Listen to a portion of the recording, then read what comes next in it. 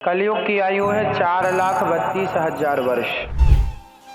4,32,000 ये कलयुग की आयु है। तो क्या सच में कलयुग की आयु 4,32,000 वर्ष है? और जो मालिका में बताया जा रहा है कि कलयुग की आयु 5,000 वर्ष है, वो गलत है? क्यों हो रही है पंडित काशीनाथ मिश्र जी की निंदा? क्या सच में धर्म संस्थापना के लिए भगवान ने जन्म ले लिया है? आज इस वीडियो में हम दूध का दूध और पानी का पानी कर देंगे। आज सच्चाई आप सबके सामने होगी।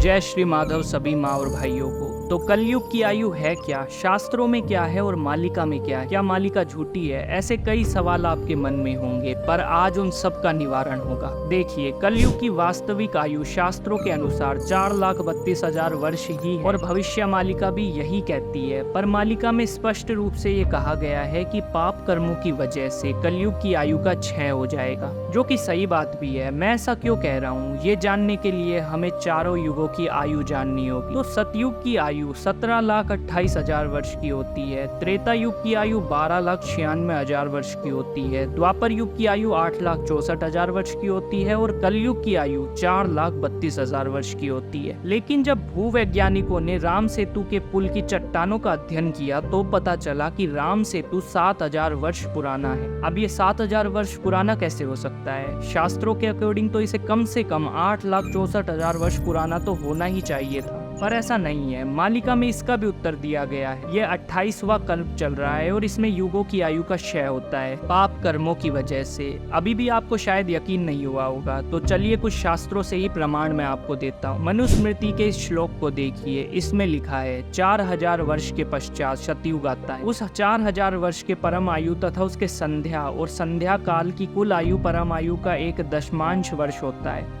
अब सूर्य सिद्धांत और वायु पुराण के श्लोक को देखिए, जिसमें लिखा है सतयुग, द्वापर युग, त्रेता युग और कलयुग सहित चारों युगों की कुल आयु 4,32,000 वर्ष है। लेकिन इन चारों युगों का भोग केवल 12,000 वर्ष है। आप निर्णय सिंधु, गर्ग संहिता, ब्रह्म वैवर्त पुराण के इन श्लोकों को भी देख सकते हैं, जिनका हिंदी अर्थ भी मैंने दिया है। आप वीडियो को पॉज करके इन्हें आराम से पढ़ सकते हैं। देखिए, भविष्य मालिका को केवल ये एक पुस्तक समझने की गलती ना करें। 50 के नाम तो मैं अभी आपको दिखा सकता हूँ। आप इस वीडियो को पॉज करके या स्क्रीनशॉट लेकर इसे पढ़ भी सकते हैं। मालिका की संख्या बहुत अधिक है। ये एक पुस्तक ही सभी लोग समझते हैं यही भविष्य मालिका है, पर ऐसा नहीं है। मालिका स्वयं भगवान जगन्नाथ यानी महाविष्णु जी की वाणी है, जो कभी गलत नहीं हो सकती। इस बात को आप समझ लीजिए।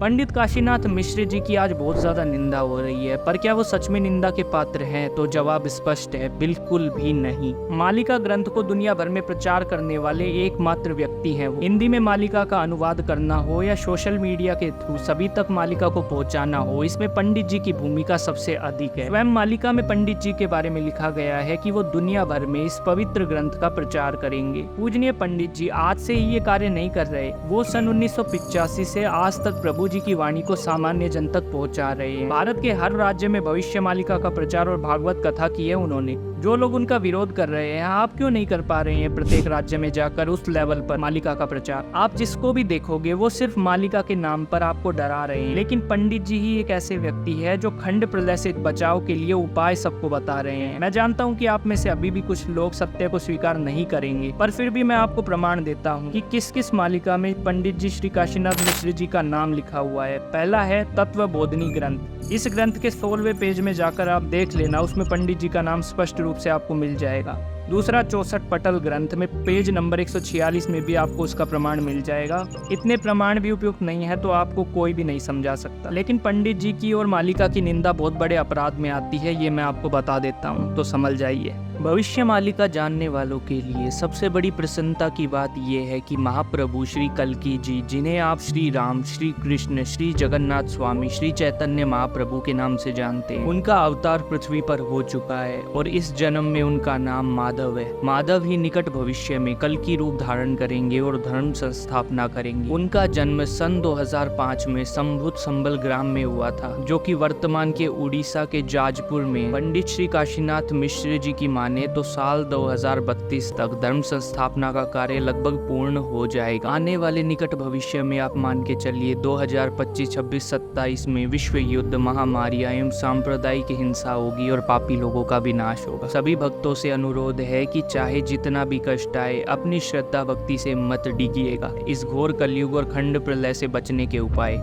माधव नाम जप कीजिए, त्रिसंध्या कीजिए, श्रीमद् भागवत महापुराण पठन कीजिए। लेकिन इन सबको करने से पहले हमें शुद्ध शाकाहारी होना पड़ेगा। किसी भी प्रकार का नशा नहीं करना चाहिए, किसी भी प्रकार के व्यभिचार या दुराचार में लिप्त नहीं होना चाहिए। ऐसे लोगों की ही पूजा फलित होगी। इसके अलावा सत्य, प्रेम, दया, क्षमा, शांति और मैत्री का आचरण करना जरूरी है, क्योंकि यही सतयुगी मनुष्य के गुण हैं। जय श्री माधव।